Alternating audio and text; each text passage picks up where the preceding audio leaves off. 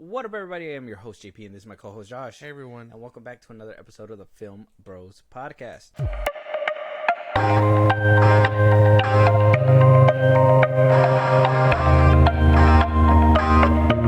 All right, guys. We got a few things to talk about here. Got some important things. Obviously, we got some updates. Got actually a good group of updates. Yeah.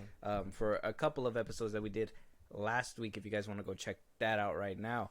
For reference, because there's a couple of there's actually one topic, just in case I forget. We are recording this on like the 2nd of December right now, so this is still an updating story. We're gonna keep you guys updated. We'll probably be able to make an update for what you guys would listen to. Would be Thursday's episode, so we'll be able to keep up and keep you guys more updated when it comes to certain topics that, like I said, we're gonna run down right now. One thing that I wanted to follow up on, a good little chaser, if you will, is the whole Scream 7 drama. So there's a lot of rumors coming out now that apparently things aren't what Variety and the Hollywood Reporter say. Now, they did say that Melissa Barrera was cut because of her what was it? Her tweets? Her post about Gaza, Palestine. Yeah, the whole Israel-Palestine conflict. Yeah. And then we also heard after that Jenna Ortega isn't coming back, that she has scheduling conflicts, that she's going to be recording Wednesday. Something like that, yeah. Now, if you recall what I had told you, okay? I don't. You don't recall what I told you? You say a lot of things. So I don't know. I do say a lot of things. So what I had told you in a previous episode, like I said, these are from last week's topics that we're following up on. So if you guys want to go listen to the full conversation, go listen to that. I'm gonna give you a little bit of taste, and then we're gonna move forward. Yeah. So what I had told you in the last, well, at least the last time we talked about this, was that I don't think Jenna Ortega left simply because of solidarity of Melissa Barrera, where you firmly thought that was probably something that happened. Yes. We did hear that the studio was going back to Neve Campbell and seeing if she would pick it up, but we got a couple rumors that addresses all that. Apparently, Spyglass, the entertainment company, is being cheap, and I guess for more sight is Gary Barber. Now, Gary Barber is the owner of Spyglass, CEO, if you will, basically the Zaslav. Yeah, you probably won't until shit like this happens and it hits the fan. He is, I don't even know what he looks like. You know, remember where you're like, David Zaslav looks like that? I don't even know what this guy looks like. So when I find out, I'll let you know. But apparently, he was the reason why Neve didn't come back in Scream 6 for her cameo, because he didn't want to pay the extra money. Yeah. Apparently, that's what's happening right now as well. So Neve Campbell has apparently quietly rejected the offer that was given to her to return for Scream 7. We did hear that Scream 7 was being retooled because of the exit and the departures of Melissa Barrera and Jenna Ortega. I mean, them getting a no to the face isn't really a big deal. I mean, if they didn't really come with a bigger wallet to Neve Campbell, knowing that she turned you down the last time, like, her rate just went double. I'll tell you that right now. That's obviously business. That's what I thought was gonna happen. That like they were gonna cut her the check that she wanted just to have some audience come back, you know, because of the whole Melissa firing and whatnot. But if they didn't want to even shell out for her, they got a problem on their hands. Yeah. So another rumor, because the whole Neve Campbell thing, whether she comes back or not, I think everybody is kind of in agreement that she is not the bread and butter of the Scream franchise that everybody thought she was, or at least some people. I never thought that she was. I thought we could have always used different people. No, man. Why they kept going to her was, in my opinion, the reason why this killer couldn't really take off. Because the original, they could have beat the original, something like that. That's what they say in the movies, at least. Well, yeah, and they always try to recapture this success, and this is supposed to be a parody of that. So I kind of understand in that aspect. But a good parody would also like do what Scream 5 and what Scream 6 did, was elevate the genre and make people remember that this is why we come to see this movie. It's not necessarily because of the actors that are in it. Now it's nice to have that little cameo or that little, what is it called? Little fan service to bring them back. But I think especially showing that Scream 5 and Scream 6 did so well that they greenlit them back to back 1 year after another. Yeah. That tells you that she's not really necessary. They should have really put their money where it really mattered, and this is where the rumor gets juicy. So, I told you with Jenna Ortega that there were scheduling conflicts. I even told you before that during the strike that she probably wasn't going to come back because her plate's open, and she's going to have to basically shuffle an order. You didn't think that was true. You thought she did it in solidarity. We got a rumor here that we're going to try to debunk and see if it changes your mind or sways you a little bit. Melissa Barrera was reportedly fired from Scream 7 a month before news broke. Spyglass refused to pay 7 figures for Jenna Ortega's return. Spyglass head Gary Barber's takeaway is that neither stars nor large salaries are essential. He didn't need Neve. He doesn't need Jenna, said an insider. Fuck. This sounds worse than what I imagined. Assuming, okay, so she could either have left in solidarity, her thing could have been stacked, or third option, they fired her because she was too expensive. Three different narratives. That one sounds insane. Not too insane, not too far fetched. Well, no, it sounds plausible, but like the fact that it probably happened is insane. Spyglass should have probably cashed out or shelled out the money for what they needed. Because I mean, if they lost Melissa Barrera, that's one thing. I mean, maybe they could have recovered with Jenna Ortega, her being, I guess, the more famous, more iconic as of recently. Yeah, and they couldn't even shell out the cash to keep her. Now, I don't think it's 100. Well, to be honest, I think it's a domino effect, and it was what I told you in our last episode. Obviously, was that it had to do with a double pronged problem, and that was not enough money, and obviously scheduling. Yeah. There was 2 reasons to go. I told you, if they're offering her producer cred, writer's credit, if they're offering her like basically to not only act but have tags on the actual show, she's getting a bigger bag. For every credit that she has, she's getting some kind of check on the side for doing her part. That's not something that she got with the first season. And when she finally was told in the second season, you remember she was in interviews like whoop-de-wahing it all over the place. Well, yeah, because I mean, her whole thing was you didn't watch the show, but her whole thing was she improvised a lot of what she did in the show. So of course she was gonna get writer credit after that. It sounds insane to think like someone can improvise a lot better than what the writers come up with, but I mean, for her it worked, so it sounds insane. Yeah, because I think she even said like there was like a romantic aspect, and she felt like Wednesday wouldn't have done that for like there was no reason for her character to have been in a romantic relationship or something. That was one of my things that I hated about that show too. I was just elaborate. They try to put her into a love triangle with 2 random ass dudes. One that I guess she hadn't seen since she was a kid. And so they had that little bond, and then one that she met at the school that she goes to, and then they were like fighting over her and shit. And it's like, what? Who gives a fuck? Why do I give a fuck about what either of them are up to? One she hasn't seen, and one she just met. There's no reason for them to be fighting over it. Yeah. And then it plays out how it plays out. I don't know if you're ever gonna watch it, but it plays out how it plays out, and it's like this was pointless the whole time because I mean, spoilers for Wednesday, and I know you probably don't care, but she doesn't end up with either of them. So, like, it was a waste of fucking screen time and plot. Hot take, I kind of felt like the Addams Family works a lot better in animation than in live action. I love the animated movies. Well, yeah. But I don't like watching it in live action. Well, yeah, because they can get away with the cartoony shit. Mm-hmm. Like, I mean, and the Addams Family tries. The OG ones will always be, like, good and classic. And this show's cool. Can't really knock it, but yeah, I see what you're saying. Yeah, that's just my thing. So I think I will eventually get around to Wednesday. I think one thing that really put me off was that whole dance with my hands. Yeah, bro, like all over. Was everywhere. Oh, dude, I was the like, plague. I couldn't even watch the show because I was like, man, I'm just gonna think about TikTok and everybody. Plague, yeah. The plague. Why do you say that? Yeah, because it was a plague on everything. Oh, it was on Instagram, TikTok. couldn't open that app without that. Bro, the radio. Like I don't even listen to radio, and I heard Lady Gaga was on there. Her rendition of that song. I was like, damn. Yeah. No, that was a big old no, thank you. But so are we? Last time your stance was, she was standing in solidarity with Melissa Barrera, but hearing that she was probably fired beforehand. Yeah. Maybe.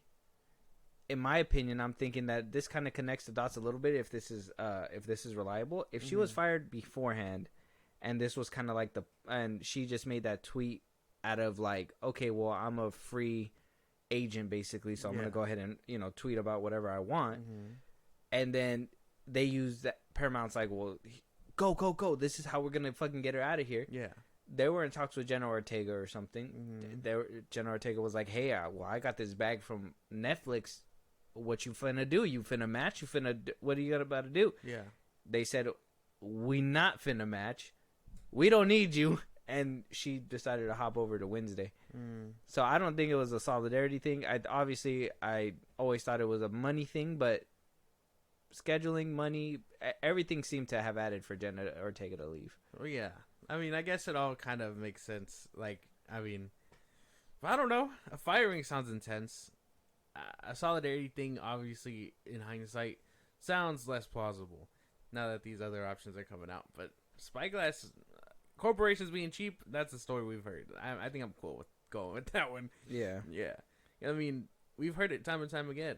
They literally did it to Neve Campbell. And like I said, I thought they were going to shell out to get her back and at least be like, you know what? Fuck that. We don't need Jenna Ortega. Yeah. Neve will carry this bitch again for however movies until she decides not to. And then they just decided, fuck that too. So, I don't know what they're going to cook with this movie. But, I mean, are you even interested? Like, I think after the last conversation we had, or not, like the last conversation, ever since I heard that they got rid of both of them, I was like, there's nowhere else to go. And if they're going to go for like a desperate attempt for Neve Campbell, I'm just like, don't. Because I said, my feelings. Neve isn't coming back, though. So, like, do you want to see, like, a reboot? Because I've been seeing, like, rumors of that going around where they're like, oh, they're shopping around for a whole reboot and Noah Schnapp will be a part of it, something like that. Yeah. And it's like, I think this movie is just dead in the water. I don't think there's like fishing it out. Who's Noah Schnapp? He's the guy from Stranger Things. He's the one that's been going around talking about, the Palestine stuff. Oh, him too? Yeah. For this one, I wouldn't say reboot it. I think they have a good story. I think the way they ended the last one is a good way to close their book, at least with those two sisters. I think the way that they like to go out and just have like this mystery happy ending, I think it would work perfectly for them to just move on. And maybe if they really wanted to, if they wanted to make it connected to what's happening, maybe have somebody go after the siblings. You know what I mean? The other twins. two, the Yeah, twins. the little twins. Only because, he was able to survive the stabbing, stuff like that. Many stabbings. What if off screen you just hear like, oh, they got taken out or something. They're going for the core four, and then it's the last two twins that are still alive. It'll still kind of be like, well, WTF, because of the fact that they kind of survived two movies, and then we're just going to kill them off screen. A lot of people aren't going to like that. So, final, I guess, is just move away from all that altogether and just make Scream what he's supposed to be and just this horror slasher icon. Don't give him a certain personality behind the mask. Just make him fucking ruthless. I think that's what people loved about Scream 5, is that it didn't feel like it was heavy connection to like relative or anything. It was just a fucking dude with a knife fucking running around killing these teens. And then in the New York City setting, I feel like that just took off. I think if they do something like that, like Scream in the Snow would be insane. Yeah. Like a Christmas themed Scream. But I don't know, man. I think this movie might be dead in the water. They won't shell out for old cast members. They won't pay for new people. They're probably going to try and find new talent where they can pay them the price range that they usually do. and then hope that they can carry the franchise. But I think with all the shit that's going around and being unveiled, like I don't And know you if could people tell are- that's what the route they were going, because Jenna Ortega was still pretty cheap when she did Scream 5 and 6. It wasn't until like Scream 6 was already shot in the bag that Wednesday took off, and she was just like, well, fuck, man, this could have been, you know, my big break. But like now that she actually had talking power, but this is where I would say this is that selfishness right there, because if you knew a trilogy was in the works for this, right, you should have stood by and just took the money that you got and just fucking finished it up. In my opinion, like, why are you gonna negotiate on the third one when you're already too deep? If it was the second one and you were able to negotiate, that's a different story. But you're already on the third one. Just fucking finish it off to satisfy the fans, and it'll make you, I guess, 10 times better looking in the eyes of the people. Could have pushed back, I think, Wednesday. I mean, working back to back with someone that you know makes sense. You know, Tim Burton doing Beetlejuice 2 and then, well, the Wednesday season 2. So it's, I don't know. Well, Maybe I mean, the just that director, aspect. the director Christopher Landon did Scream 5 and 6. They have a rapport too. They can easily, like I said, that's just the shit that I was telling you, even during the strikes and everything, is that these people are asking for like a portion of the money from these companies, and it's like, well, I mean, you should be humble. Like, without this Scream franchise, let's just be honest, I wouldn't have even known who she was. Maybe a good chunk of people didn't even care for Wednesday because of that whole tiki-taki thing. So it's like, be humble. You should have finished at least this one, and then we would have seen you off on your different endeavors. I haven't even seen any other movies that Jenna Ortega's been in. I don't think. If you count Iron Man 3. She was in Iron Man 3. I was going to say that. She was in it for a cameo. If any of you guys care for that. She was like the Young. president's daughter. Yeah, she was like little. Yeah, she was missing a leg. I remember that movie. But, yeah, I don't know. I really can't, like, place, like, any other thoughts other than that Spyglass is kind of in the shit with this movie. And I don't know if a reboot will save him. And I don't even know if paying the right people will save him either. I think this one just might be D.O.A. I mean, if they scrap it altogether, I wouldn't be mad. Give it a couple years, reboot, yeah. You started again.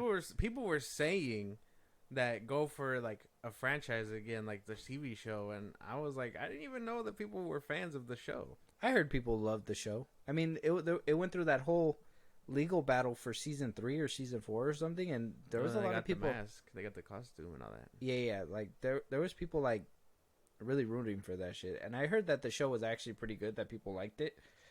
I personally don't feel like, I don't know, man. I feel like some things can work as a TV show. Like that whole not Freddy, is it Jason? It's the Crystal Lake one, right? Yeah. I think that one would work only if Jason she does it about, if they do it about the mom, which I think that's the only way it would work. I don't think Jason Voorhees in a TV show would work. Neither Michael Myers either. There's some people like Chucky.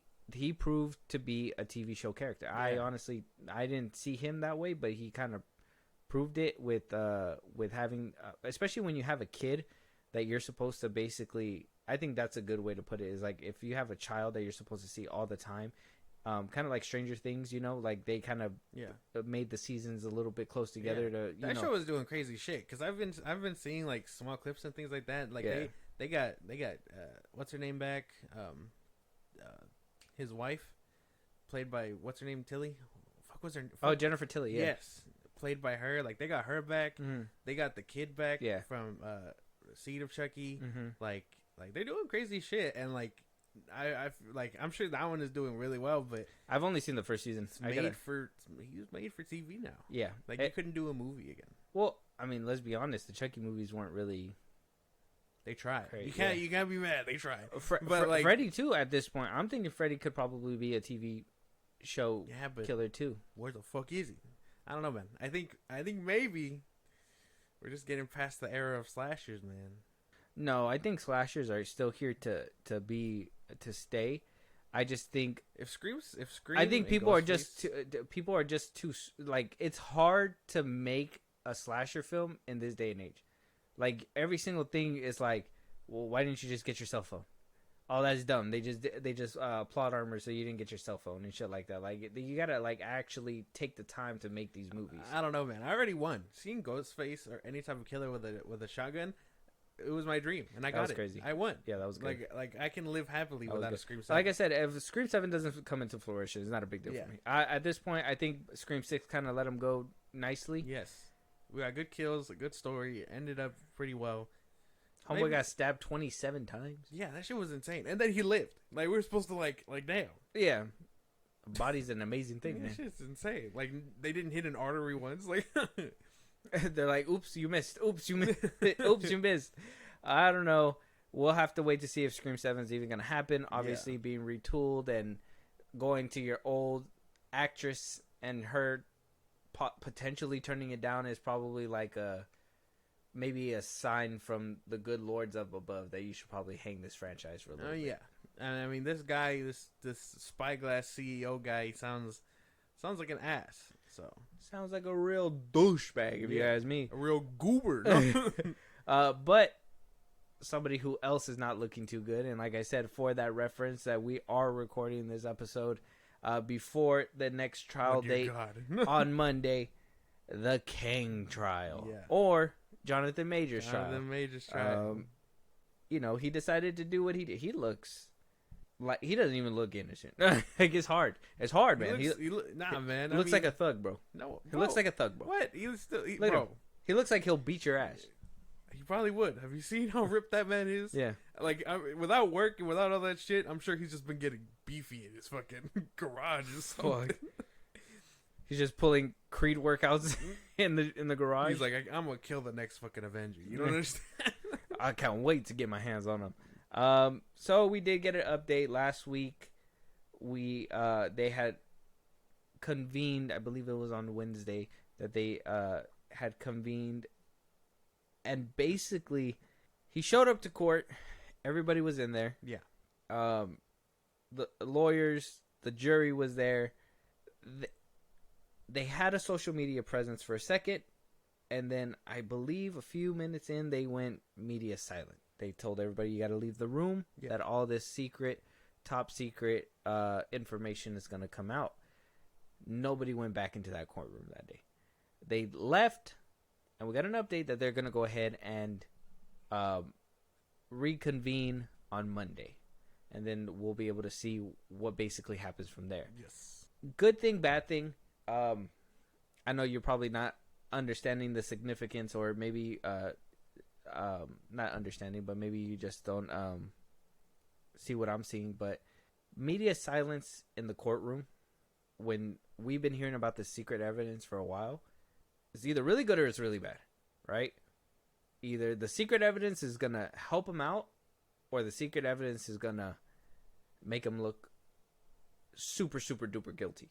They had the decency to at least look out for Major's career, in my opinion, and let the cameras out of the room so that they didn't slander him or anything. Because if they wound up saying, well, this evidence doesn't work, and they dismiss it, it's like, okay, well, it's still out there in the open. Did he do it? The conversation is going to swarm around that. Like, did he do that, you know?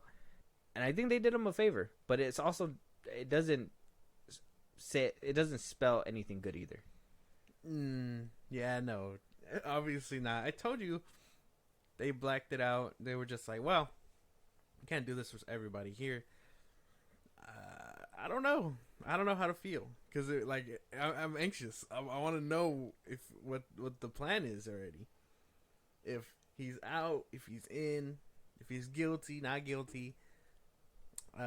When he showed up to court, man, I showed you what he looked like. He did look like a supervillain. He was wearing a whole black trench coat. Like he was definitely looking like a villain.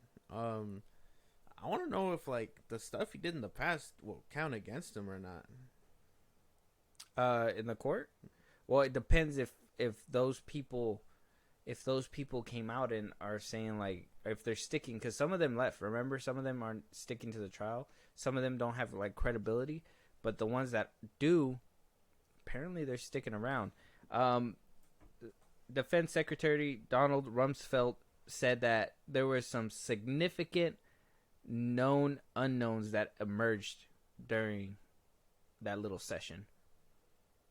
What does that mean? They knew about him, but didn't know about him all at once. So maybe it was a situation that they knew about, but they digged a little deeper, and there was some the things... unknown was now the known. Aha, aha. Well, I don't know. I don't know. That wording sounds insane. Known unknowns. Like, what does that mean? Like, they just rediscovered something? Like, I don't understand what that could mean. But yeah, I don't know. I have nothing to say, man. Like, I really like. I'm just really anxious. I feel nervous for Jonathan Majors. Gets my palms sweaty thinking about it. Like, yeah. Apparently, people are cooperating with the prosecutors. The people from the March 25th incident with Jabari. So they got a lot of witnesses that are there. It says here, this quote by Deadline, it says, "Still today, Judge Gaffrey and the judge will learn about Jabari's arrest last month. This is a situation," this is a quotation from Judge Gaffrey, "This is a situation where I think it is information that should be put before a jury." He told the assembled lawyers, media, and Majors today the jury should hear about it. At the same time, Jabari will be allowed to testify, as the prosecutors have asserted that she knew nothing about this warrant for arrest and that she came and surrendered immediately when she found out she was wanted. That's for... She got arrested for domestic violence. Yeah, because remember, there was at one point where tides had turned a little bit for Jonathan Majors, and there was like, well, actually, she kind of beat on me, and they had a whole... They played it out in the tabloids like a comedy, but like a wanted poster. Yeah. They basically had a wanted poster for her. And then as soon as she found out, she surrendered herself. Yeah. She came back. So yes. And that was one thing that they were going to use against her, that she is running away. That's a lot of the headlines that we were breaking down. You remember? Yeah. That, Jonathan Majors prosecuting Jabari can't be found. It's like, well, where the fuck did she go? Apparently she surrendered herself. So, and like I said, Gaffrey had closed the courtroom to the spectators after a certain amount of time when the super secret confidential evidence came out. Like I said, we're not going to know more until Monday. I personally, this is kind of like a little topic, but I just kind of think that this is a good update for what is to come. I mean, if this is such a secret, we already knew about this secret things that Jonathan Majors' lawyers were keeping from the public, because they said that the defense team seems to find a way to maneuver past all those things. They waited till this day, the court date. They're presenting it to the judge, and the judge is going to deem whether the evidence is suitable to be put in court. Mm-hmm. They had to close the doors, tell cameras to leave. We cannot show you these things. We're gonna save the reputation of everybody here. If it's not actual evidence, we don't want to breathe it into real life and just walk away. And I don't know, man. It doesn't spell 100% good news for me. Well, no, but it also isn't bad either. Because the Majors could have been like, well, I don't give a fuck. I know that I'm innocent. Let the camera see. Why would he do that? Because if you're innocent, let them see. If you're not innocent, if you're guilty, you fucking close the door. Oh, man, no. I think you're tripping. No, man. Oh, man, I think he's good. Did you eat that cookie? No, I need to. Don't even look at the jar. I didn't eat the cookie. Like, what the fuck, bro? Like, no. Man, I'm sure he...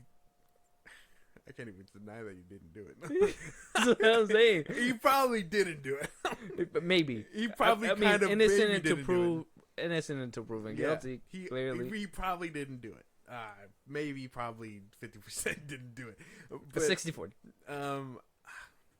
Good luck, Jonathan Majors. I don't know, man. I'm not saying that.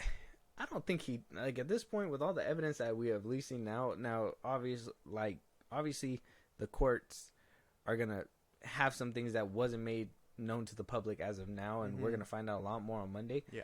But at least right now, nothing really screams to me that he didn't do it. If anything, it screams to me that he didn't start it. But it could, I'm hoping that his whole defense was self-defense. I hope that he was just like, you know what? She scratched me in my eye and I lost it. Like it wasn't like I had to stop her. She hit me. I heard the bells. Ding ding. I go straight for knockout every time.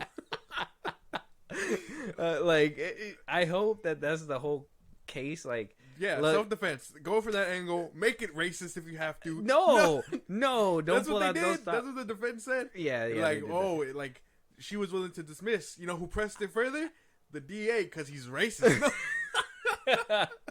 I mean, they could go down that route too, but I just hope that they take it with the route of, like, matter of fact, Your Honor, defamation. He's racist. Like, I don't know. The judge is like, you know what? This evidence is overruled.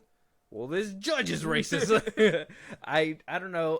We'll find out more on Monday. Bars, Your Honor. He'll just get out. I'm trying to see the Avengers in 2027, not 2030. Like.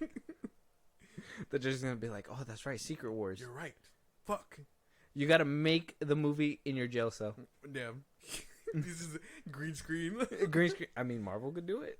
They said that if he's found guilty, he could face up to a year. Yeah. And in good behavior, that's like 6 months. So, I mean, you could be seeing Kang again. If he's known to be an abuser, he's not gonna be Kang.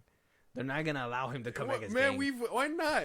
Kang abusing the Avengers. Crazy. They are recasting so hard. No, whatever contract that was leaked that says, hey, that he has a clause where it can't be recasted.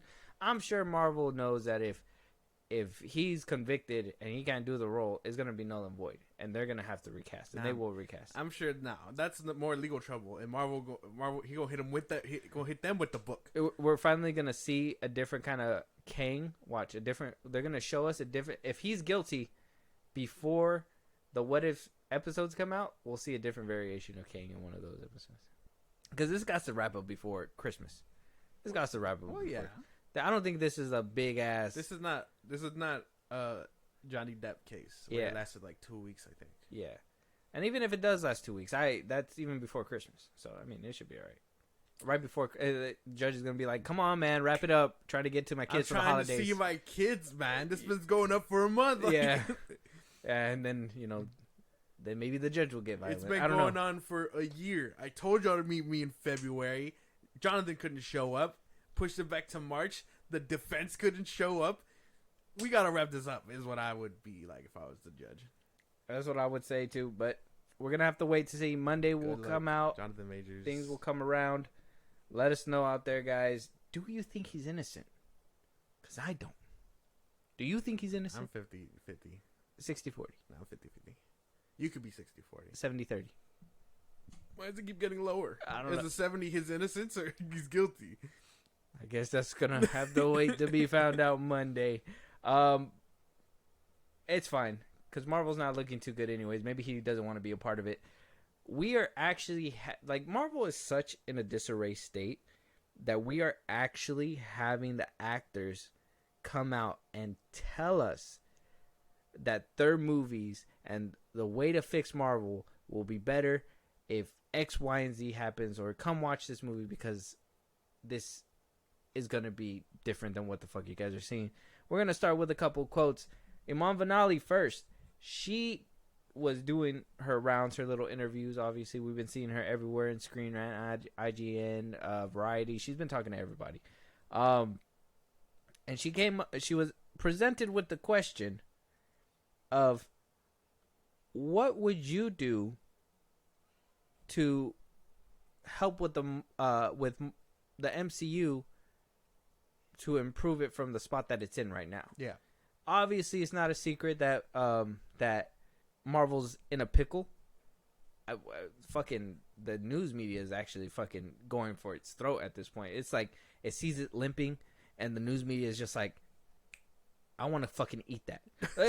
Like I'm just gonna fucking kill Disney right now. Disney used to be this juggernaut that nobody talked about. Mm-hmm. If you talked about Disney, you better have nice things to say, or endorsements are not coming your way. You know what I mean? Yeah.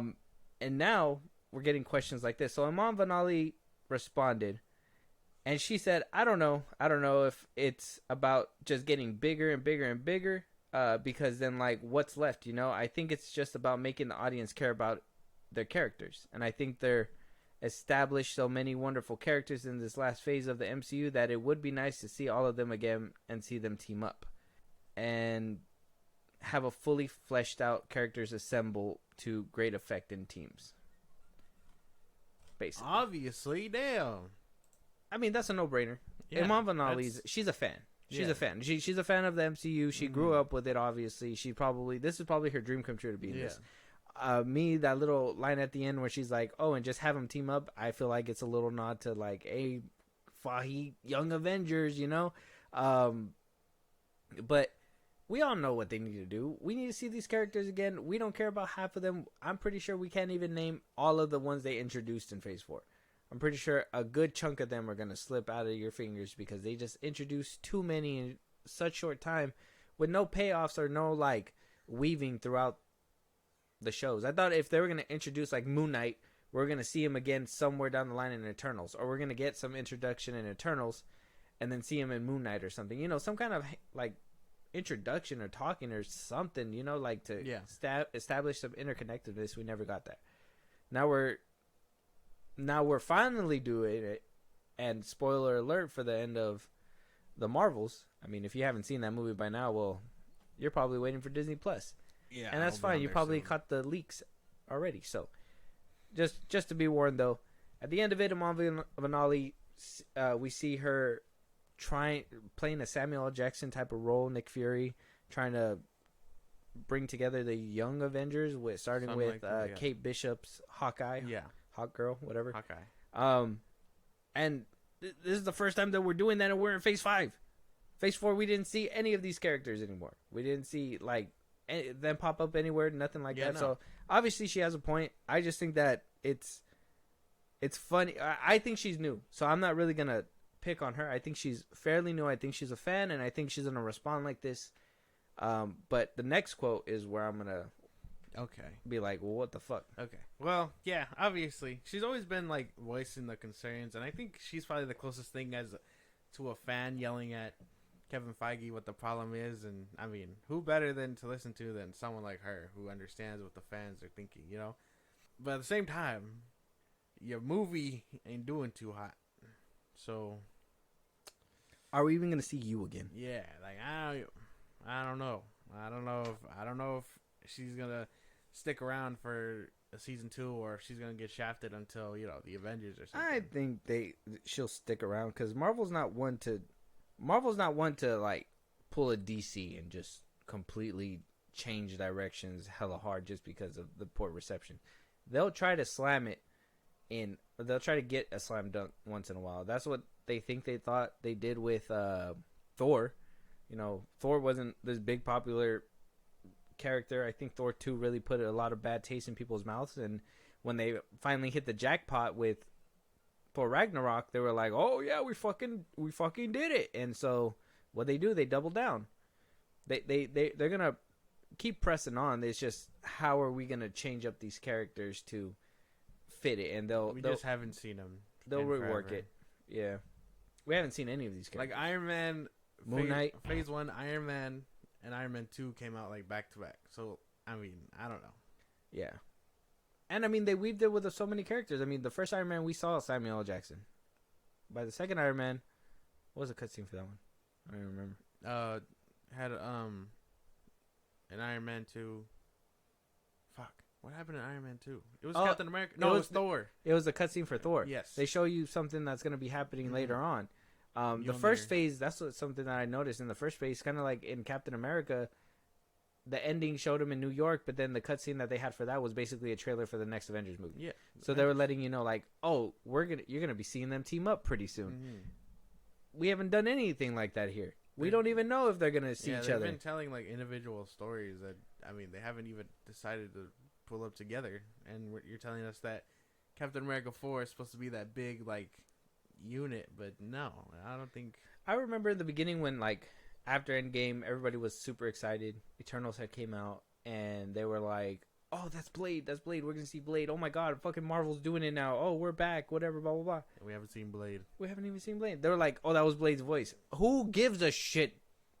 Did we see him? We're gonna know what Blade's voice is. Yeah, like they could say anything. He could have been like, Are we gonna see him again? Oh yeah, that was Blade. Yeah, like yeah. no, man.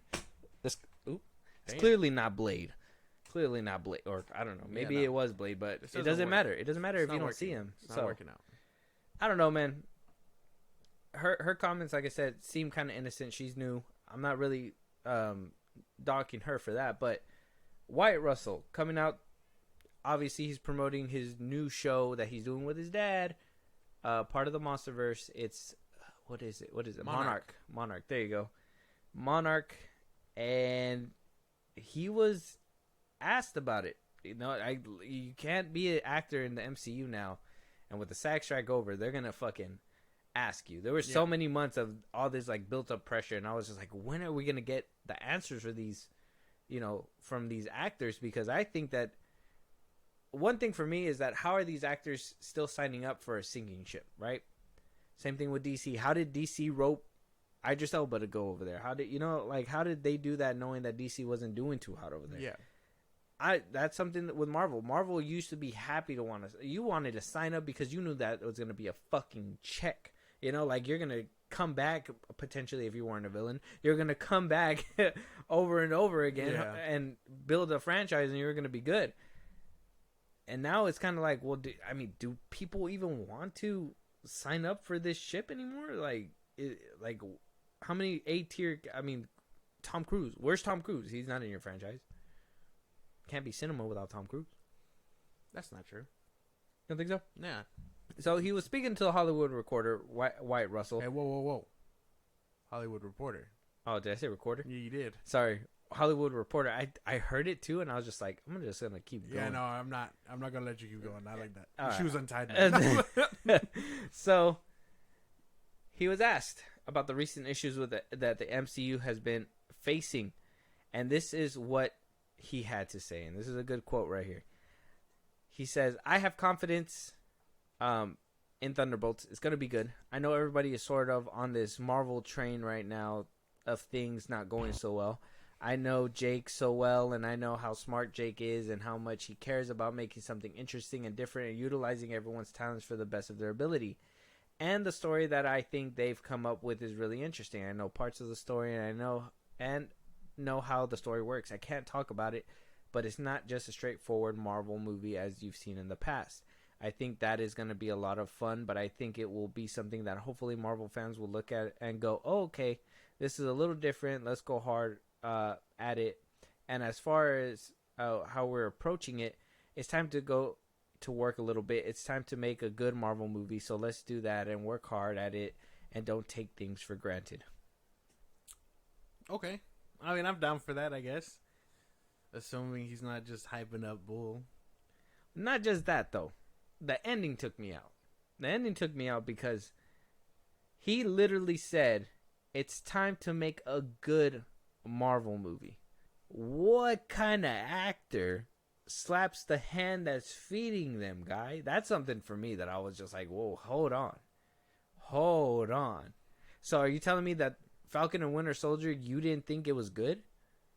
It was a show. So you're just, and bro, this is what I mean, man. This is the weird stuff, is that you're literally taking this money knowing that this is dog shit. And instead of putting your foot down, let's say like Melissa Barrera, she is so, regardless of what she believes in, if she believes in it so wholeheartedly, she's putting everything on the line, even to the point where she's losing her job to promote what she believes in. If you believe that this show is dog shit, if you believe this direction is dog shit, fucking give it all up to give something better. Why would you want to be in a dog shit ass movie? Ben Affleck and Hypnotic. Oh my goodness, he made that one. No, he didn't. But yeah, I thought he did. He didn't direct it. Oh. It was some newbie. I looked it up too. I was like, is he doing him a favor? Did he do him a favor and was just like, I'll be in your movie? Oh my god. But that was a show, so I can't knock up too much. I mean, I thought it was a good show. I thought he did good there in Falcon and Winter Soldier. Thunderbolts, I mean, it's no secret that the MCU has had a bunch of misses lately, movie-wise. Quantumania, Warriors 3. The Marvels, it's not a mystery that these movies have been failing. I think him calling it out is kind of just like, hey man, we're gonna deliver something good for you guys, and hopefully the change in direction means that they are gonna change it up and give us something good. I'm more optimistic. I'm optimistic about it because I'm hoping that by the time Thunderbolts rolls around, like, and don't get me wrong, like, does Marvel even have an answer to the Suicide Squad? Is the Thunderbolts the answer? Is that something that we want to see? Do we even care or ask about it? Now, Florence Pugh being in it, I think that was a big head turner when we heard about it. Yeah. David Arbor too, for those that were excited for his character and wanted to see him back. Yeah. Ghost. I thought she died. Yeah. In Ant-Man 2? Mm-hmm. Who watched Ant-Man 2? Moving on. Zemo. Zemo was cool in Falcon and Winter Soldier. I don't necessarily have anything against him, but I kind of feel like he loses that mysteriousness and that threatening aspect when you make him dance on the dance floor. And then when you release an extended cut of him dancing on the dance floor. This was the same man who was willing to commit genocide. The last movie. Yeah. I don't know what they're gonna. I don't know how that's gonna work either. Because I mean, he was in the Dora Milaje's control, basically, or custody. That's the word I was looking for. Custody at the end of that show. So I don't know how they're gonna just automatically release him. I thought he'd be in jail in Wakanda serving terms there, instead of roaming the streets again. That kind of broke him from a Sokovian prison or whatever the first time. Oh, how the turntables. And then, well, yeah, I'm excited to see Bucky. Zemo's cool. I don't know what they're going to do with him. That it hasn't been explored yet. Why is Florence Pugh the leader? Why isn't Bucky the leader? Is she going to be the leader? Yeah. I thought that was debunked.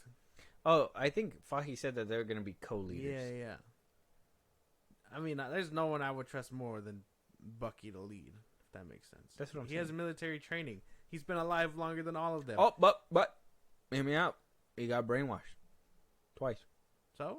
Oh, just saying. I mean, a good leader. I mean, Chris Evans never got brainwashed. What, man? Captain. It's because of him. He let him die. Oh, yeah. Yeah, how about that? He didn't let him die. He did. You couldn't catch him. What Yeah, the fuck? You wanted him to grow wings? Fucking jump for him and grow wings? He could have caught him. He could have extended his shield or something. Not just be like, Bucky, and then Bucky, like, and then, catch me in your sequel. I will return. Yeah, like, but I mean, that's the only thing though. Like, okay, you got 3 super soldiers. I want interesting, like, shit going on there. I don't like that Bucky got his ass handed to by the Dora Milaje? No, this guy. I forget his character's name. John Walker. Oh, John Walker, yeah. I forget. I don't like that he got his ass whooped there. Like, I feel like he should have been able to whoop his ass. But then you got the Soviet Union guy. I forget his name too. Captain Russian, whatever the fuck his name was. Oh yeah. The David Arbor's character. He's a super soldier too. Red Guardian. Yes, Red Guardian. And like I want to see how he reacts to Bucky. I'm assuming that they've encountered each other before. Well, in the Black Widow, he made that joke where, like, oh, me and Captain America fought and I beat his ass or whatever. Yeah. So I mean, maybe that'll be like that payoff, like, oh, go up against Bucky or something. Well, yeah, because I mean, because they said that Bucky also ran into Natasha when she was working for the Russians too. So I'm assuming at some point they clashed.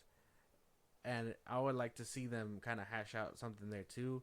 So there's interesting chemistry. I just want to know how it's all going to come together to make. And if they're going to be willing to pull that shit to pay it off. Yeah, and like make it the equivalent to the Suicide Squad, basically. Yeah, I don't think that they have the answer for the Suicide Squad. I mean, they could if they actually do what you're saying, but make a good Marvel movie. I mean, we'll have to wait and see to even see if that's going to happen. 2025. They have the DC's lineup that they had this year. 4 different movies. It's not their fault, man. They had a whole strike happening. Who cares? A whole strike. I personally think that them pushing it back is a good thing because at least then you get a breather from all this nonsense. Let people miss Marvel. Let them miss them. Because I think people don't miss them, and when you get something all the time, you take it for granted. You really don't. You don't care about it. if you're Jonathan Majors, you put your hands on it. I mean, it's like it's just That's what's dope. you do certain things when you just had it for too long. And I think if Marvel would have took a good break off Endgame and let people breathe and not just been like, you know what, I think they want more and just keep feeding us, I think they would have been in a better position. But now they're at a point where they poured so much and people are just like, see, we told you shouldn't do that. And Fahey's just like, you know what, maybe we just need a bigger cup. Yeah. And then straight pour more, you know, like instead of fixing the level of porridge, they're over here just making a bigger cup and a bigger bin and just being like, okay, well, how much more shit can we put inside, you know? Yeah, I don't know, man. Maybe Deadpool 3 will have everyone missing it. Who knows? One Marvel movie coming out next year. Yeah, and if that's Deadpool 3, I know a lot of people are excited about it. Our review for Loki Season 2 is out today. I know Joe was saying he was excited about it, and then when we kind of told him about those issues, he was kind of like, oh. He was like, oh, man, why can't it just be this? And yeah. we were like, well, man, it's not us. Yeah. It's not us making the rules. We just report on that shit. We just talk about it. Yeah. Yeah, check it out. Mm-hmm. We'll have to wait and see when it comes to the Thunderbolts. I personally don't think they have an answer for the Suicide Squad. If they wind up getting it done and we actually get a solid villain movie out of Marvel, yeah, that'd be cool. But I just hope it's not like I mean, an all villain movie, they already have a villain problem. An all villain movie sounds like they're setting them up to pull a Rogue One at the end of it. Like everybody just dies. I swear to God, that better not be the case. And then they got the Sentry in that one. Oh, that's what I was hearing. Yeah, and we talked about it. That's the creator of Invincible spoiled that Stephen Yeun was in the suit. Mm-hmm. That's hilarious. Yeah. I thought that was crazy. He was just like, I don't work for Marvel. Fuck him. And I was just like, damn, bro. And this is the same guy who says that Invincible could beat Superman. Fuck out my face. Fuck out my face. I don't want to hear that. Oh, you shaking your head over there. He doesn't. He doesn't beat him. He doesn't beat him? No. Is this a real issue in the community? It's been talked about multiple times. Yeah. You don't think they'll win? No. Man of Steel is beating Invincible's ass and Omni-Man's ass. Like he's not at the same time. Yeah. Oh my God! Oh, before we go to the next topic, real quick though, you've seen what they're doing in Mortal Kombat, the Mortal Kombat 1, that they're using this power to freeze people and then just fucking smack them in the. Yeah. I'm like, what the fuck? With Gears or whatever the fuck his name is? Yeah. They just and then people are just doing double thrusts and exiting the game. I'm like, that's disrespectful, bro. Like, what the fuck's happening? Yeah, I've seen it, and then I've been seeing the Omni-Man players who were once on top are getting their ass beat because they're being predictable. Mm-hmm. And I'm like, damn. I knew it was gonna happen, but I didn't think it was gonna be with Omni-Man. Well, I mean, you kind of figured if it's the mechanics like Superman, like in Justice, there's not really much you can do when you're a hovering fighter. Mm-hmm. You would have to be on the floor, and it seems like Omni-Man's default is just automatic hovering all the time. No, you can make him hover, and there's combos to take him off of hovering. He can be on the floor, but everyone uses hover, and that makes it easy. Yeah, and that makes them predictable because you know what they're gonna do and things like that. I have tons of videos where I've seen it where it's just I think Omni-Man player too predictable and he gets his ass beat by Sindel and Johnny Cage and this and that. I always see that Omni-Man players or Omni-Man mains are the shittiest shit talkers or some shit like that. They'll be like, yo, bro, get alive. And it's it's not that the guy is better than you. It's you're so ass, you're predictable. And it's what the fuck? But I didn't think it was going to happen. Catch me on Mortal Kombat 1. I didn't think it was going to happen with Omni-Man, though. That's insane. Yeah. It's always gonna happen with a superpower character. I want to see what's gonna happen with Homelander at that point. Oh, when he comes out, it's gonna be a fucking 1v1. That's gonna be the Omni-Man would beat Homelander type shit. I'm gonna be like, it's a game with the same mechanics. I don't know. We'll have to wait and see. But moving on, Aquaman's predictions. Aquaman. Predictions. 60 million? Yeah, they're predicting nobody seems to want to come into a consensus on what's happening here. Some are saying, I think Deadline said 50 to 60, and I think a different site said 30 to 40, and then another site said like 45 to 55. Oh, okay. So they're not on the same page. I think they're all just like preparing for the worst. They're just like, hey. A lot of people are still saying no, that this movie's still gonna do good. One of the biggest arguments and the topic that we're gonna bring up right now is that what if they pull in that number and then they wound up coming around the bout and pull in that 1 billion like the first Aquaman did, and they are using the first Aquaman, basically domestic debut as that talking point, and that debut was, let's be honest, was at a 67. Mm-hmm. It opened at a $67 million opening, which isn't bad. Yeah, it's pretty good. It's pretty good. Yeah, it started off slow, and then eventually, once it hit China and all that stuff, that's when it wound up rounding its bout and finished off at the 1 million mark. It was one of those word of mouth, and obviously overseas picked it up a little bit later, and they decided, hey, this is a fucking hit. I want to see this over and over. I love going into the ocean for whatever reason. Is this the case?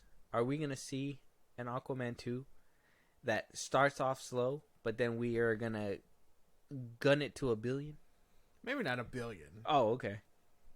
But I think a safe spot, like 650 mil, 700 mil. I think if the overseas numbers do it justice, yeah. I don't think we'll see $1 billion again though. No, you don't think this is gonna be $1 billion, but you think it's gonna make over 5 million? Yeah, 500 million. Yes, with overseas, not domestic. Domestically, it'll probably break like 1 mil.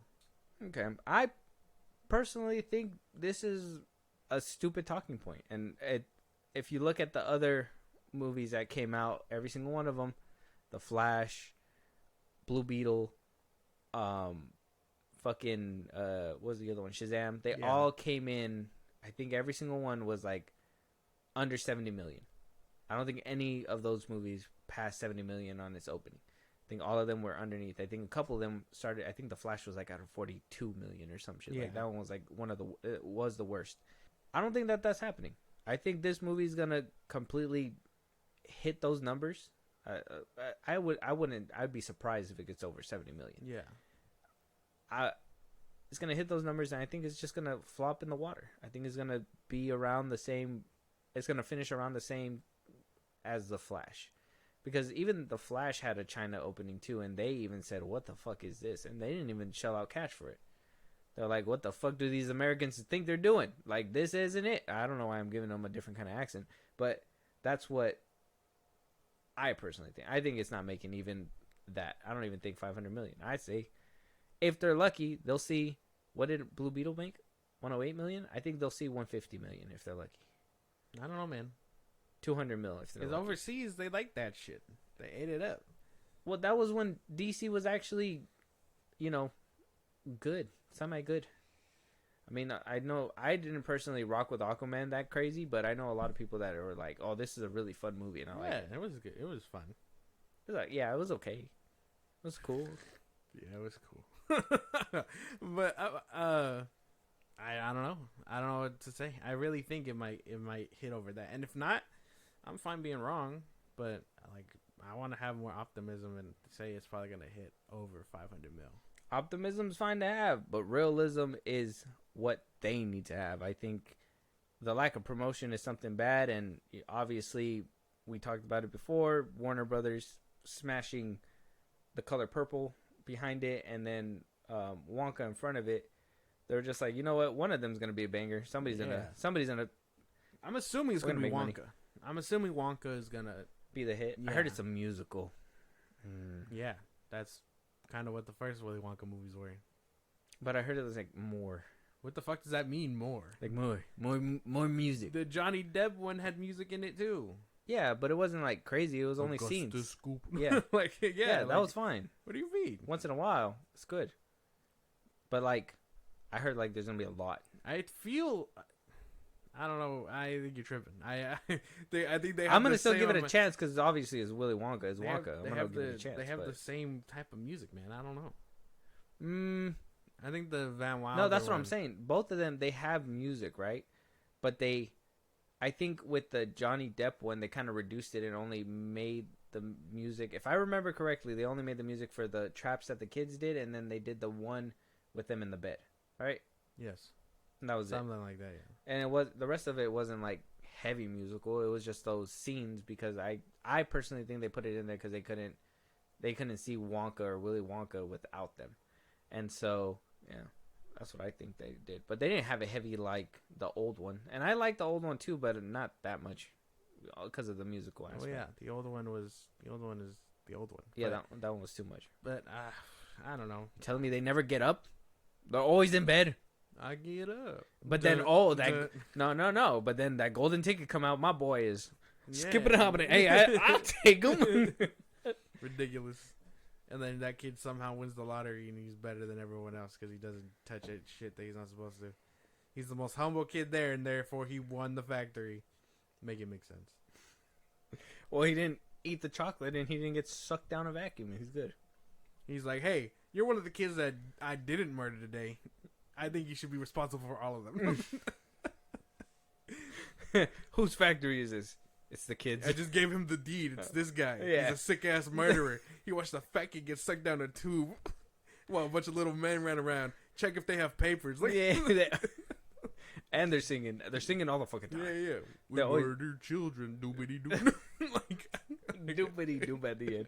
Oh, shit. So, Aquaman's not looking too good. That's fine. I think we have better things to do and watch with our time. I think Wonka will probably be the highlight, too. I heard The Color Purple is really good too, and I'm hearing that they're pushing it for like awards contenders. I don't know if that one's gonna make it.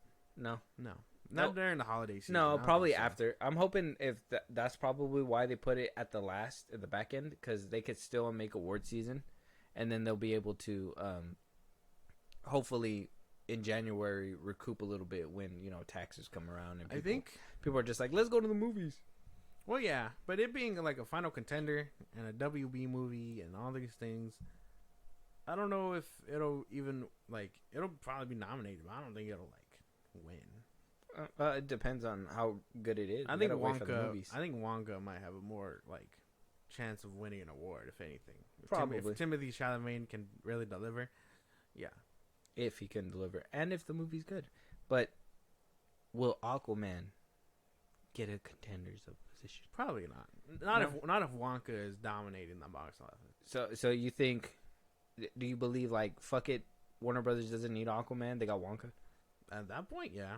I mean, if Wonka couldn't pull in for both movies, fuck it, right? But I mean, it's December. Who knows if people are gonna even have to cheddar for that? Exactly, obviously gifts and stuff. I just think that they hope that one of these are gonna fucking bite and somebody's gonna just shell out the money. Yeah, I'm assuming Wonka. Will it be you who supports the WB fund? Let us know. I know. And at any point, this is WB's last attempt in the year, of which they had 4 superhero movies and fumbled all of them. Will you even be going to see Aquaman 2? Jesus. Not I. Oh. Well, no, that's not true. We have to. Yeah. Well, that one and Wonka, I feel. Before Christmas, because I don't want to ruin my Christmas. Let us know out there if you guys are going to be watching Wonka or Aquaman and Wonka. Any of the WB movies in December. Mostly Aquaman. I want to know what that box office is going to look like. I feel like it's good. I think it might, if only just to throw it out there, just so I could be like, I fucking called it. It's going to do worse than The Flash. And you can't do worse than The Flash. No, man. It's going to do worse than The Flash. You got to think. There's I just said it, Christmas. I think with that factor being in there, it's going to do worse than The Flash. Man, they had this same thing last time, and it beat to $1 billion. I don't know how, but it did. Tax season went crazy over there. But this movie's not going to be good. Tax money going to see Aquaman. This movie's not going to be good. It's not going to be good, so it's not going to have that same... I think some people were like, oh, yeah, man, the story's good, the visuals are good. We haven't had a good ocean movie since Avatar. For people out there. Oh, yeah. We don't know about that movie. Yeah, you're going to get to know it. So it's I don't know. I don't think it has that staying power. And I don't think it has that. If the only conversation that it's going to have is going to be that negative conversation it's been having. What the fuck is this? I don't think so. Look at his cow. Fucking Batman smiling under there. Wonder Woman is showing her fucking chonies from a different angle. Damn. Who CGI'd his bulge? Why are they arguing with each other? Who let the suit go up and then just get flattened on, oh my on God, the floor? man. Okay, we get it. The plane at the end of the third act Oh, dear God. looks like shit. Like a Minecraft server. Okay.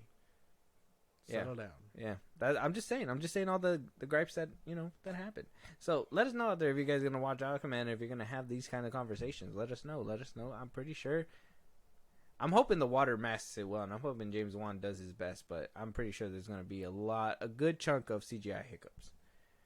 They managed to dupe me with the Flash. Okay, I was like, you know what? Maybe they just put scenes in there that they were just like, hey, they are going to touch up. They said out there, hey, the CGI is not done. We're going to get around to it. It'll be a finished product when it comes around. And then, we'll go to the movie and it's like, the fuck is this? Yeah. It was all bad. Yeah. Aquaman's going to have the same thing. We'll wait to see, but I'm pretty sure. December 22nd, everybody. December 22nd. The Boys announcing a spinoff. We got a trailer today, but we're not going to be reacting to it. We'll be doing that in the next one. But okay. The Boys having a spinoff. Gen V taking off to the point where they said, hey, we're doing another one. Apparently, what's his name? Diego Luna. Thank you. So Diego Luna and Gael Garcia Bernal will be producing and also be starring in the Boys spinoff. The Boys, Mexico. Yep. Andor and the other dude was in The Werewolf by Night.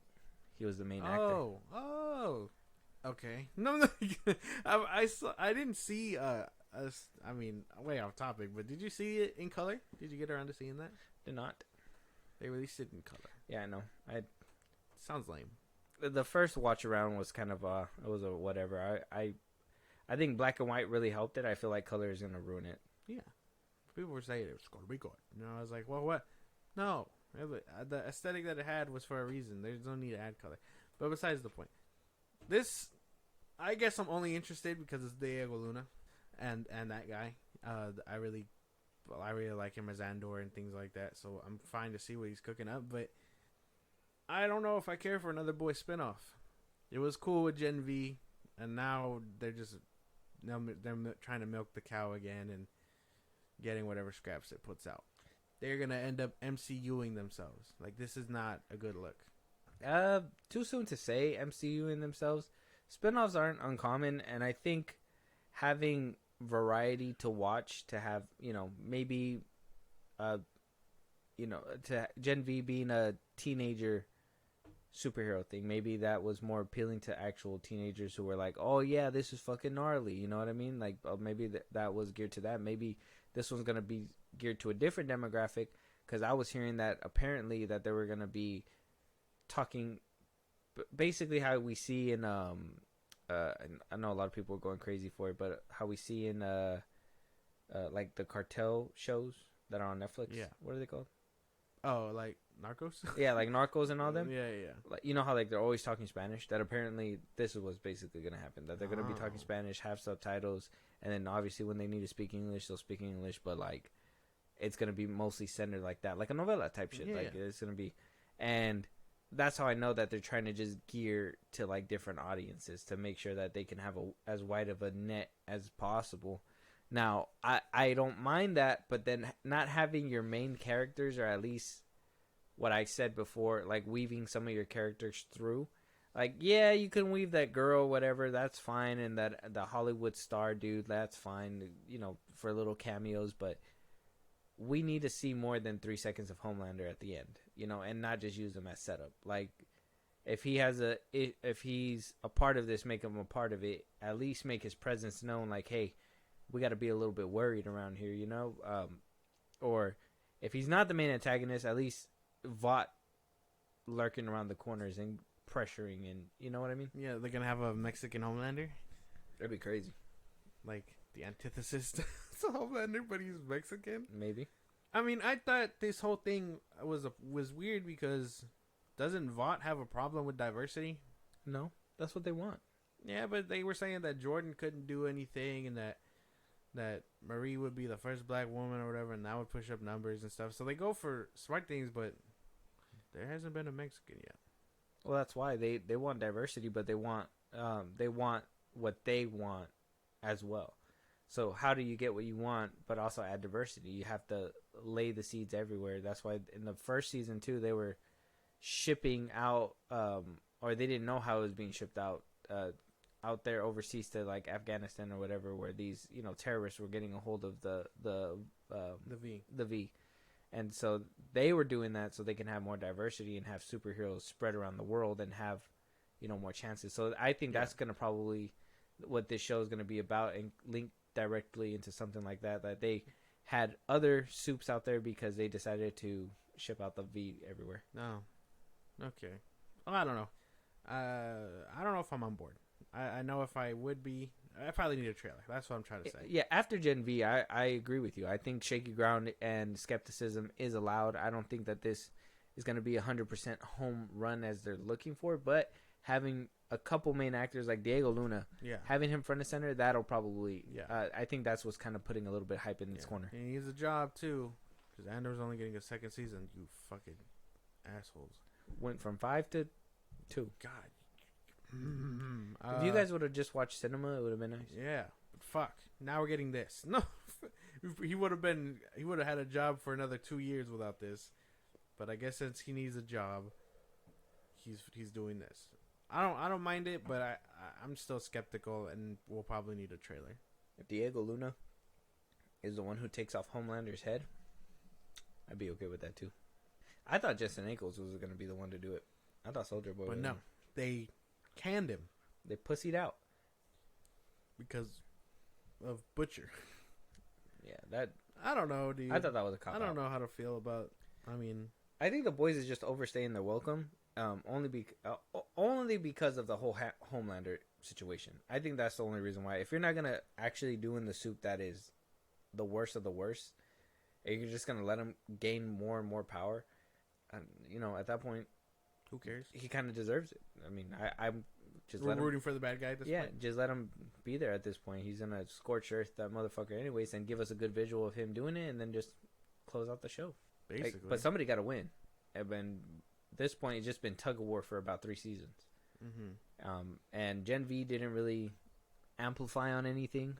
They were like really rooting, saying that it was going to tie in together. And then you telling your audience, well, you don't necessarily need to see Gen V to know what's going to happen. We need the boys and to catch a dub, man. That's what I'm saying. They should have had Huey and Gen V. They need to catch a dub with the boys.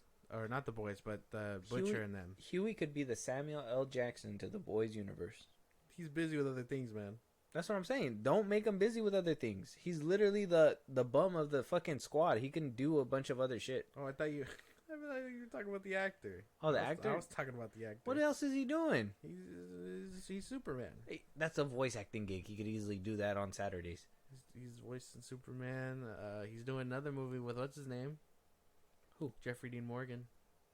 Oh, I seen that one too. He's a busy guy, man. That's a movie. He's busy. Doing what? I just told you he was in Oppenheimer, so he's busy. He did a quick cameo in Scream 6. He's got other shit. What? He was in there. He was the killer. Oh, well, he was Scream 5. Folks. No, that was Scream 5. My fault. Yeah. He did have a cameo in Scream 6. He took pictures with random ass people. Yeah. I don't know, man. I don't know.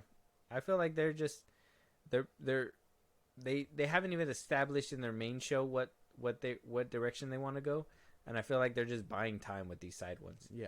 And that's fine, buying time and keeping people invested. But if Gen V is lackluster, what makes you think that people are going to want to see another streaming show that is going to be potentially be lackluster? I've been seeing people like say this is a W and this is an app, but I don't know. I don't think so. I don't think it's a dub. I think it's a wait to see dub. I think it could be something good, because imagine like the potential they could do, like superhero cartels out there. They could do like a buddy cop, like a superheroes trying to what they were doing in what's that movie called with Jamie Foxx and on Power? Netflix. Yeah, with Power. Where, like, they basically just have V, and they have like cops that are out there defending, and they're trying to stop the cartel out there or whatever. Like they're like, oh well, they just Homelander only cares about America or whatever, and have them have that vendetta with Homelander too or something. Like they can really go somewhere good with this shit if they actually like have the balls to at least include the main boys cast, because they could do something with Butcher. Yeah, where they're like, you know what, I need your help to take down this guy, and he's like, well, yeah, I fucking hate him too, you know, like something like that, and then actually do something about it. Don't just have like a cool fight scene in like a room and fucking leave us wanting more. See Huey's butt ass naked booty. Who knows? Who knows what they're gonna do with this show? I think Diego Luna is the only one that's like bringing me toward it. But that's about it. The Werewolf by Night actor, he still got to prove himself. Yeah, I don't really know. He did fine there, but yeah, I don't think I've seen him in anything else besides that. Okay, I think we're in agreement. But will we agree on this? And will you agree with the other people? Sonic 3 gave us a slight glimpse of what Shadow's gonna look like, and a lot of people are arguing about his damn sneakers. What it could potentially be, and how canon it might be to the other Sonic. But this is his stand-in right here. Obviously, they need to stand in for the shots where the humans need to see eye level where the character is going to be. I don't know, man. What did you think about it? That looks cool. That looks badass, actually. Like, I fuck with that.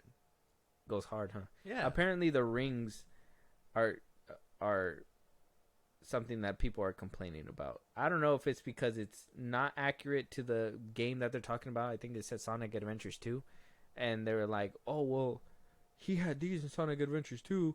Why are you guys just making it your own? It's kind of, what is it? It's basically what they did with Sonic 1, but just with the bling. Like, oh, it's ugly, change it. That's so dumb. That's not even anything to, like, complain about. I wouldn't. I think that goes hard. What the fuck? That looks fine. They're, like, meant to be laces. That looks cool. Damn. I can't wait to see fucking live action fucking... Yeah, like his... What's his name? Shadow. There you go. And, like, he's gonna be hovering, because that's what his shoes do. Mm-hmm. People are stupid. I think complaining about this kind of thing is just looking for something to complain about. It's always something with these fucking people. Yeah. This is fine. Yeah, is it? Yeah. Trunks on Superman? Oh, yeah. Oh, yeah. Wow. Well, we don't talk about Trunks or Superman, so it doesn't matter to me. but this is cool. This is fine. This isn't, like, anything important. You can't say that and then have a Trunks on Superman stance. It's important. No, it's not. I don't think this is too important because I think it looks good. It's not like what happened with Sonic 1 where it looked like a tweaked out Sonic. Yeah. And yeah, you guys actually needed to go back on that drawing board and be like, well, maybe this is not actually good. Yeah. This, regardless of anything, it goes hard. And like you said, these are used for him to hover. So what if the gold rings are kind of like that thing that helps it do that, you know? I don't like it doesn't matter. The shoe goes hard. Like, that looks sick. I think it looks dope. I can't wait for Nike to do a collab and like release them. I wish they would have showed us the whole dome ski. That would have been nice. That'd have been nice. Nah, man. Unless it's just the body and it's just a stick on top. It's just like pretend this is his head. Yeah, I think it's just that looks so cool. That looks badass. Like you can't even be mad at that. Yeah, that should go hard. I honestly think it goes hard as fuck. It's gonna be coming out pretty soon, but now that we kind of got a little palate cleanser out of there, we need to talk about this, okay? One thing we did talk about was Aquaman 2. Amber Heard, yes, is in Aquaman 2 for the most part. You think she's gonna show up to the premiere? No, I don't. Maybe. You think she'll shy away? That would be crazy if she. I don't think she'll shy away. Maybe. I mean, she's living that poop shit. If you're not embarrassed by that, she's been living it out in Italy. She sounds like she's doing things on her own. If she shows up, that'd be kind of crazy. Like Ezra Miller showing up to the Flash premiere, crazy. But you knew he had to be there. He was the main character. You don't even see her in any promotion at all. Yeah, but I mean, she's part of the movie. She has to be there by contract, right? No, she don't have to be there. I don't think. I don't think Warner Brothers is gonna be like, yeah, don't show up, because that'd just be bad. If she blew that up, I'm pretty sure she would. She seems like somebody who would air something like that out. I don't know. If she's there, that'd be crazy. But people are gonna talk so much shit. Much shit. For sure. I don't know. I want to say yeah, just to see if it does happen. I wonder if she gets killed off in the movie. That'd be insane. Probably not. I have to wait and see about that one. But in all this madness with Amber Heard, obviously with Aquaman 2 and whatever, your boy, the light inside of a dark tunnel, Zack Snyder, says that he would hire her, regardless of everything that has happened and conspired, that he doesn't believe or agree, and that he would hire her back in a heartbeat. Are you okay with that? That's fine. What the fuck? Where's your fucking moral high ground, man? What are you doing here? She shat in Johnny Depp's bed. Well, you don't fucking be okay with that? When did I say I was okay with that? You just said that's fine. It's fine that he'd want to work with her again. It's not fine that she shit in Johnny Depp's bed. Oh. Like, it's two different things. If he wants to be able to work with her again and looks for that opportunity, that's a him thing. I mean, he got her to be badass as Mara. Like, what's his name did what he could with the first Aquaman, but she was pretty cool in Zack Snyder's Justice League too. So like, I can't knock him for wanting to work with her again. That's his own thing. I mean, I'd be interested to see that again. If she came out in Rebel Moon, that'd be crazy. I don't know. I like Zack.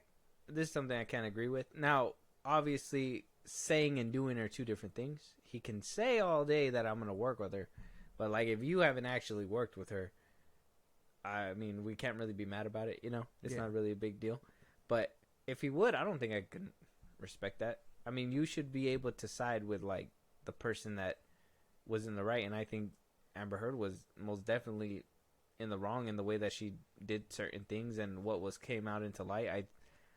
I'm happy that she's out of the light, because now I don't have to even contemplate whether or not should I watch this movie because she's in the movie. It's kind of like with Zachary Levi. After he fell off with Shazam, I was like, well, cool. I don't see him in anything anyway, so I don't have to be like, well, I don't want to watch this movie because he's in it, you know? Yeah. I don't know. Like, it's just his own personal preference, you know, and I don't really see a problem with that. I think if I like Zack Snyder, but I think if he made a movie with Amber Heard, I wouldn't watch it. Only because she's in it. I'd watch it. I would find it damaging. Because it's like, she lost the trial, and she fucking ruined this man's career. Now, I was thinking Johnny Depp was going to have like this fucking crazy comeback. I haven't seen shit happen, which is insane. Like, he's waiting. I mean, yeah, he could be waiting. Some people are speculating that he's in Beetlejuice 2 with Tim Burton, and a lot of people are like pointing out, like, if anybody's going to give him a comeback, it might be Tim Burton. But why would Tim Burton do that? You know, maybe. I mean, they haven't worked together in so long. Yeah. So maybe he could, but that's yet to be seen. That'd at least with Amber Heard, she hasn't had a comeback either. Aquaman around the corner, we haven't really heard anything. Seen her in the trailers. Yeah. It's just Zack Snyder to come out and say, hey, I'd work with her again. Like I said, it's one thing, but I don't think I'd be able to watch a movie with her in it, even if it's made by Zack Snyder. I don't know. And I enjoy Zack Snyder. I'd have to wait and see, man. I don't know. Like, I can't wait for Rebel Moon. If he were to say Amber Heard's going to be in Rebel Moon Part 2, I don't think it'd be okay. I think that'd be like, I'd literally stand on that shit. I'd be like, I can't watch that movie, man. That'd be crazy. That would be crazy. I hope Zack Snyder, if you're hearing this, man, I hope you don't fucking do this shit, bro. I hope you don't do that, because I don't want to have to say, oh, man, no to a fucking potentially dope-ass movie. Yeah. Because of certain actresses. Don't shoot yourself in the foot like that, basically, is what you're saying. But I don't know. That's his own preference. You can't be mad at that. Damn. I don't know. I wouldn't be down for that. But if he is, I guess that's fine. What do you think about Zack Snyder coming back for a potential actual adaptation of The Dark Knight Returns? That's another thing that a lot of people are talking about. I noticed. I'd be into it. Can't be mad at that. More Zack Snyder DC. Yeah, I'm fine with whatever. A lot of people are saying we got that already with BVS, and maybe we shouldn't get one because look how that one turned out. I say fuck them. I say fuck them too. Fuck them so hard. No noob. Like, yeah, he used the storyline and stuff, but he had to use elements of that to adapt the story and things like that. and adapt what Warner Brothers wanted, which was DCEU. Exactly. But if he wants a true rendition from Batman to the mutants to Carrie Kelly to fighting Superman and the whole thing with the Joker, like yeah, I'd want that. That'd be fucking sick. I'd want it too, as long as Amber Heard's not in it. Another thing too. What random ass thing to say. What? I just wanted to say that because we just talked about it. Oh, yeah. Why would she show up in that fucking movie? She plays Robin. That'd be weird. Robin's a teenager, technically. She's not young enough looking to play a teenager? No. Oh. Why are you a grown ass woman, Robin? No. I mean, he can make changes, right? No. Changes like that would be fine. That'd be weird. Why? What do you mean, why? She could be a college student. That'd be fucking weird. Why? Because. You know what's weird? Batman recruiting such a young child, knowing that he's old like that. That's weird. What? She volunteered, and he was just like, all right, if you go. That's what I'm saying. What wouldn't you be more at peace of mind as Batman if it was a college student? Like, oh, you know, like he's a pedophile. You're not a child. It's not like Batman's a pedophile. I'm not saying he's a pedo. I'm just saying he's like endanger your life for me. Yeah, like no. Child labor, bro. No, he quite literally. There's labor laws for a reason. Oh no, but he in this story he quite literally like protects her, like actively like. He could do that with a college girl. No, it wouldn't be the same. What do you mean? It wouldn't be the same. You could still see her as like a young daughter. How? He's old. And I don't understand what you're saying. Yeah, I mean, fucking Indiana Jones did it in the last movie, even though nobody watched it. Yeah, I didn't watch it, so I don't know what you mean. I didn't watch that fucking movie. Another one. There's always like, oh, you know, you remind me of my daughter, you know, and it's like, what, really? Oh, The Last of Us. Oh, this is underage. What do you call it? The reason Carrie Kelly works as a teenager, though, is because he lost Jason as a teenager, and like that's the whole emotional connection. They make zero references to that in the animated movie. Read a fucking comic book, man. Huh? Read a fucking comic book. No, they make movies for a reason. What the fuck? Why read if it's visually there? Because there's stuff in there that they cut out. So it wasn't in the animated thing? But Carrie Kelly was around the same age that Jason Todd died in that universe. What do you call it? And so when he picks her up, or when she picks him up, he trusts her enough because he saved his life. She saved his life, and things like that. You saw the movie, yeah. But I don't know.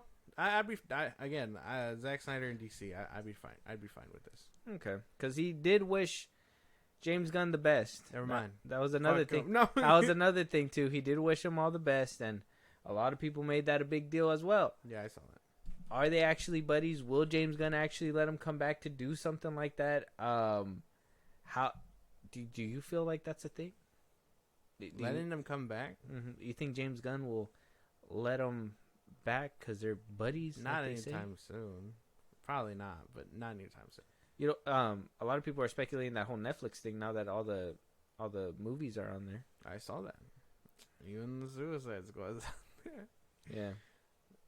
Decided to drop all that news, and yeah. James Gunn was like, "Oh, by the way, Suicide Squad's out." Also, the Batman is on Netflix.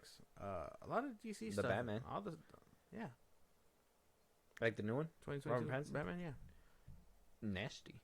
Yeah. Yeah. Well, that's what Zaslav was doing. He started licensing them out. Yeah, I've seen. So then why can't he just sell the Snyderverse to Netflix? Apparently, this is for you guys and us. Clay Stuber. He put down who? Clay Stuber. Who the fuck is that? He's the CEO at Netflix. Who the? Don't fucking laugh at his name. He's gonna restore the Snyderverse. Don't fucking laugh, bro. Don't fucking stop fucking laugh. Fix your face. Clay Stuber. Don't fucking laugh at his name. Reject the fucking Snyderverse. Look what you did. You made fun of his name, and now he doesn't want it. You said that name unprompted, like I was supposed to guess who that was. I didn't know who the fuck he is. Clay Stuber. You can't just keep saying it. I don't know who that is. He's the CEO of Netflix. Yeah, but you just randomly said it. You didn't even say the CEO of Netflix, Clay Stuber. Well, I was, and then you laughed. No, you didn't. I was gonna say Clay Stuber, and then I was gonna say the CEO of Netflix. You just laughed and cut me off. I was supposed to get it out. No, You were just kind of like laughing at his name. Well, yeah, immediately because you weren't gonna do that. You took a fat pause, like you were gonna continue not saying. I was gonna continue. Yeah, I was getting there, and then you laughed. Okay, what is Clay Stuber doing? So, see, how do you say his name like that? So Clay Stuber, he is apparently, because he was asked about obviously the DC movies coming over to Netflix, and he was asked, what about Justice League was noticeably missing from the roster, and so was Zack Snyder's Justice League. And he says in a quote, I don't have it right here because I wasn't planning to really like talk about it too deep, but because I feel like it's going to be a developing thing, but he basically said that it's a sensitive topic because he doesn't own the rights to those movies, so he didn't want to like misspeak, but he said that he hopes to one day acquire a Justice League film. He didn't say which one, he said a Justice League film. And in my opinion, that sounds like I don't want the 2016 doo-doo stinker that everybody hates. Yeah. I want the massive Zack Snyder's Justice League. That's and then I think people in. Yeah, and he says that at the end of the quote, I think he says the more Zack the better.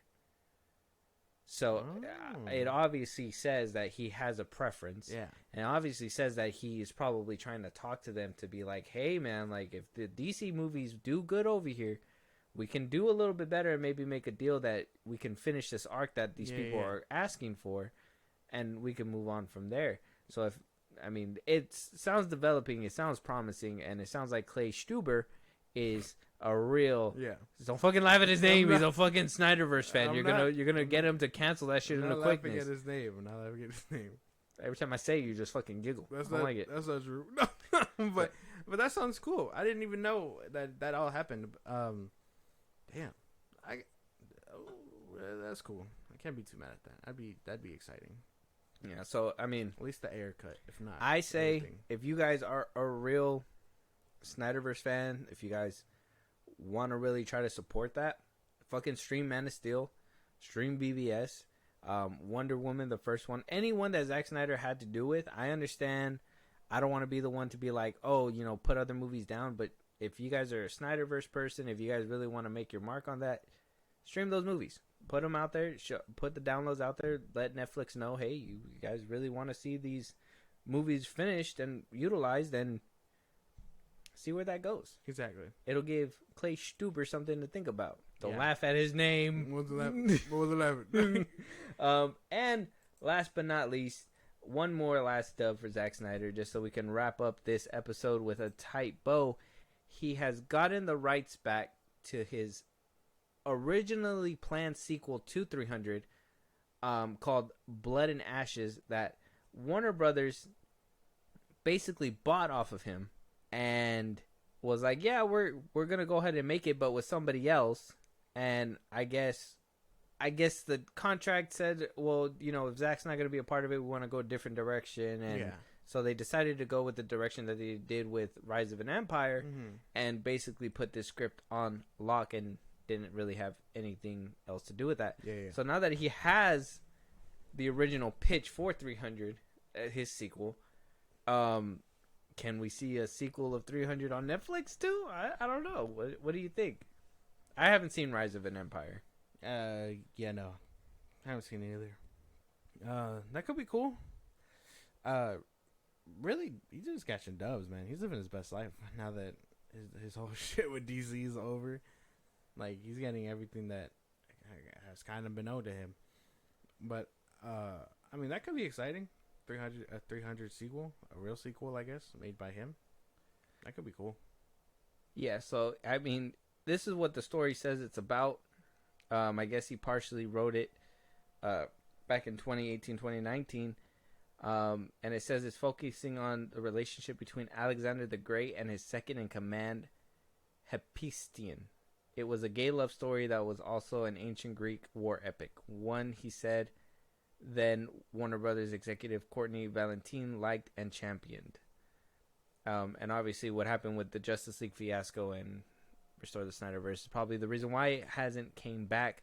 But Zack Snyder was talking to the Hollywood Reporter when he unveiled the great news that he had gotten it back and said that him and Deborah are basically, they got the rights back. They said they don't know what marketplace is for an incredibly homoerotic, super violent, super sexual movie, but it's perfect.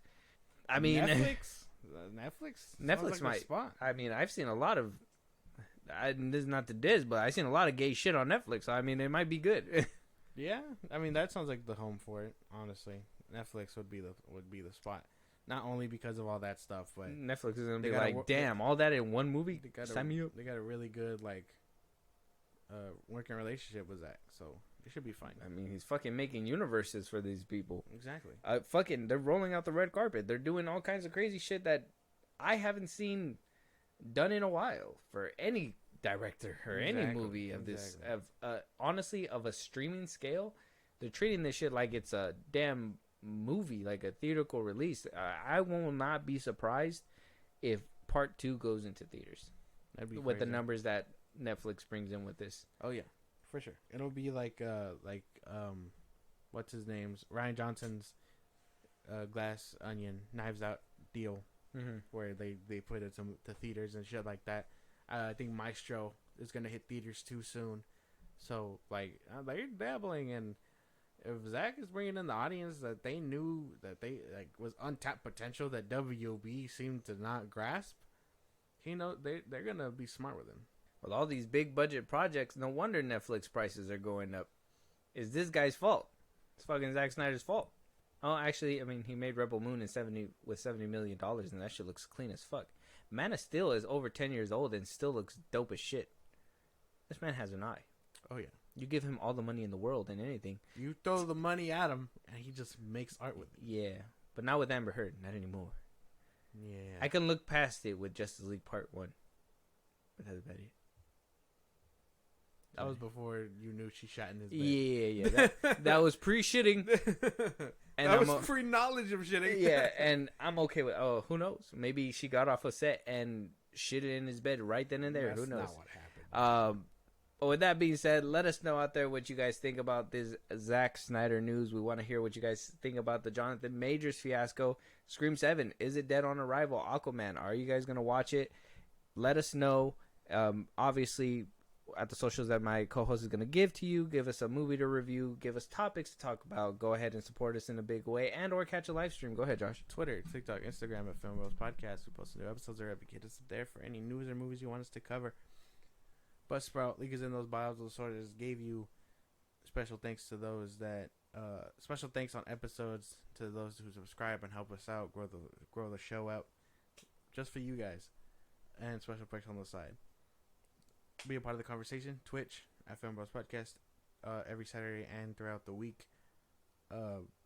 Subscribe to our YouTube at FIlmBros Podcast, and then listen to us anywhere you get your podcast at FIlmBros Podcast, Spotify, YouTube Music, things like that. Yeah, and with that being said, we'll talk to you guys on the next one. Talk to you guys later.